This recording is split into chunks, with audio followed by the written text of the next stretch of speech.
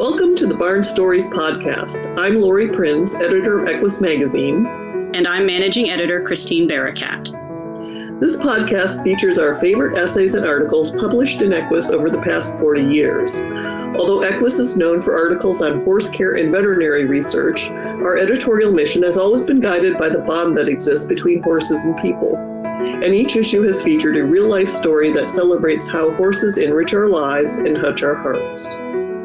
We've searched our archives, chosen the stories that resonated with our readers, and given them new life in this audio format. Longtime subscribers may recognize some of their favorite pieces. And if you're new to the Equus community, these stories will confirm that no matter what sort of saddle you sit in, a deep emotional connection to horses is something we all share. The story in this episode is an absolute edge-of-your-seat thriller. If it was a movie, it would be a summer blockbuster full of special effects and marquee names in the leading roles. You'd happily pay $12 in a theater to see it, and maybe even splurge for popcorn. But you don't need to do that. You can enjoy this riveting tale right here, right now, without buying a ticket or even leaving the barn. This is a real-life account of the evacuation of a farm as a wildfire approaches. With a horse, a donkey, and a mule to move, and room for only 2 in the trailer, the farm owners face some extremely difficult decisions. This story includes last-minute changes in plans, earnest pleas to the authorities, and a hair-raising final escape. It easily ranks as one of the most exciting essays we've ever featured. So let's listen to My Escape from Wildfires, written by Robin Morris and read by Taylor Autumn. The land is usually pretty parched by August here in south central Montana, and fire is always a concern. It's not unusual for wildfires to crop up and burn out in the hills surrounding our ranch. But August 22nd, 2010 will be forever ingrained in our memory, because that is the day the fire turned toward us. The Stump Gulch fire, which flared the day before, had first appeared to be easily containable. On the 22nd, friends stopped by with their out-of-town guests to watch our animals perform their silly circus tricks.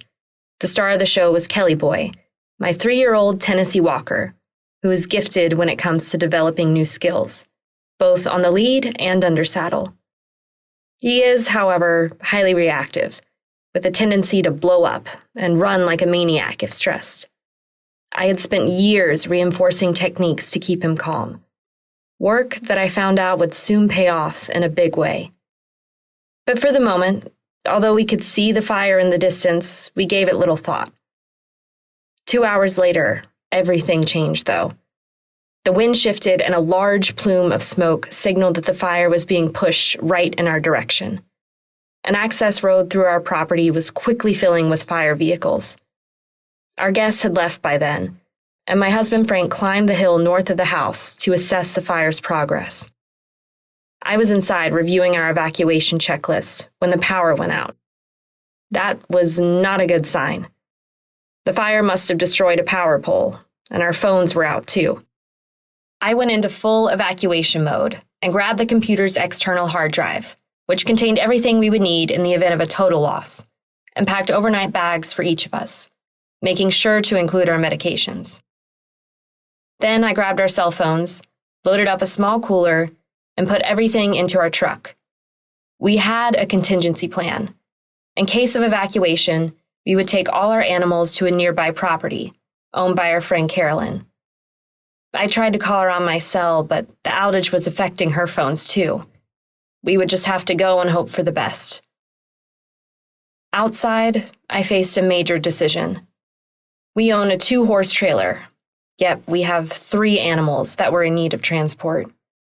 In addition to Kelly Boy, we have Mahone, our 5-year-old Jenny donkey, and John Henry, a yearling John mule. Someone would have to stay behind on this trip. In a quick decision, I loaded up the 2 long ears first, then haltered my beloved horse, Kelly Boy, and left him in the front pasture with his lead rope draped near the gate. With my husband and all of our gear loaded into the truck with me, we'd have to leave our dog behind on this run too. But a barricade was already in place on the main road, just a mile south of our driveway.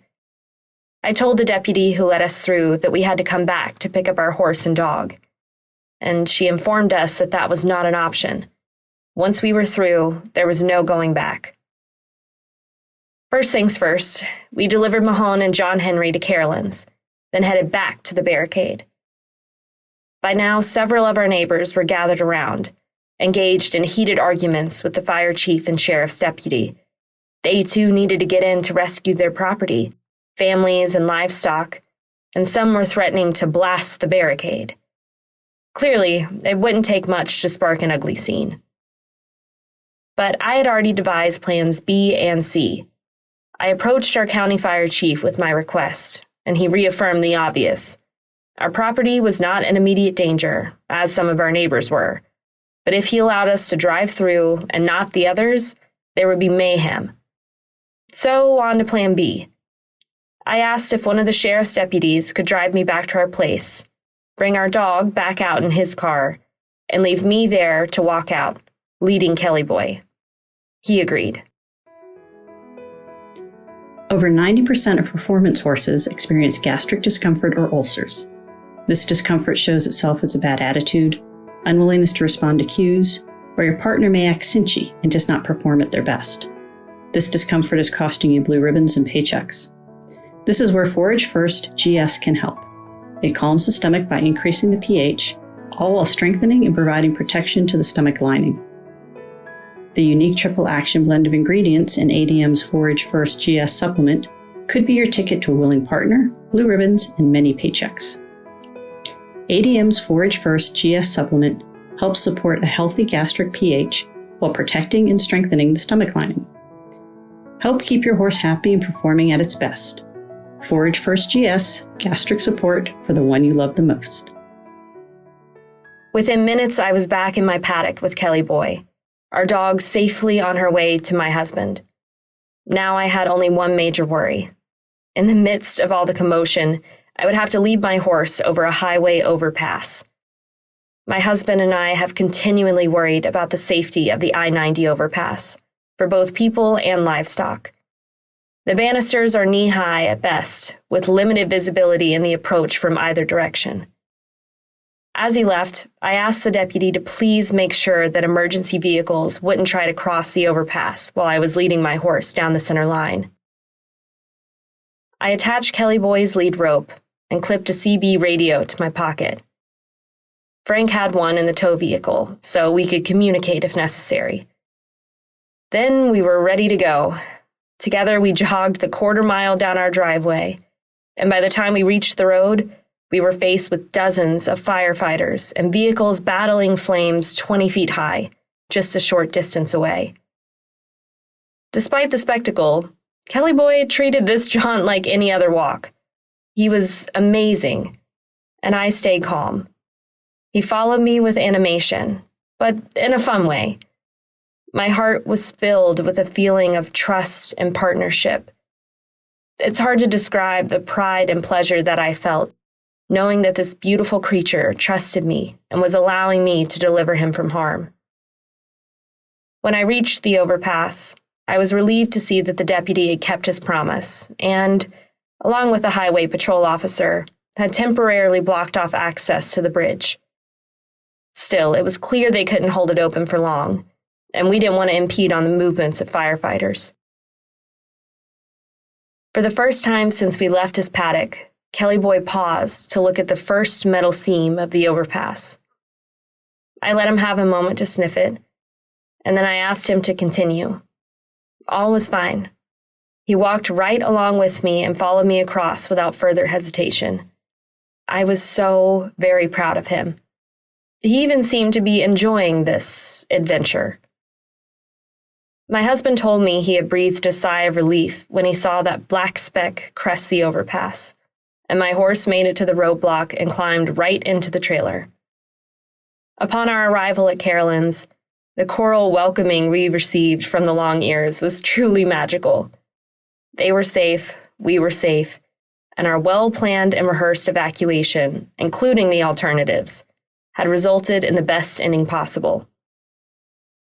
Before it was contained, the Stump Gulch fire burned more than 9,800 acres, including several outbuildings and lots of fence.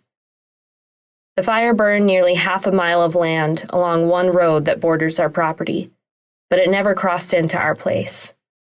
We were very lucky. This wasn't the first time we had to evacuate for a fire, but each time it happens, we learn a bit more about how to be ready. Preparation for an evacuation is essential when you have your horses and other animals to take care of, too. Our trailer is always in good condition and readily accessible to hitch up and load, and our tow vehicle always has plenty of gas in it. We've made arrangements for where to go, halters and leads are always readily available, and our equines are all trained to lead and load. And we've learned to remain calm, to avoid transferring any anxiety to our animals. Things we would have changed this time? Because we had registered our landline number with the county and not our cell numbers, the power outage meant that we were unable to receive the reverse 911 call with the order to evacuate. We took care of that. We know we should have taken the dog with us on our first trip, and we should have left earlier. But next time, we'll do better. Thanks for listening to Barn Stories. We hope you enjoyed this episode. If you have a favorite article or essay from the Equus archives that you'd like us to feature in a future podcast, let us know. You can reach us at equusbarnstories, all one word, @gmail.com. Did you enjoy this episode of Barn Stories? Head over to iTunes to subscribe, rate, and leave us a review. Thanks for listening. The Barn Stories podcast is a production of the Equine Podcast Network, an entity of the Equine Network.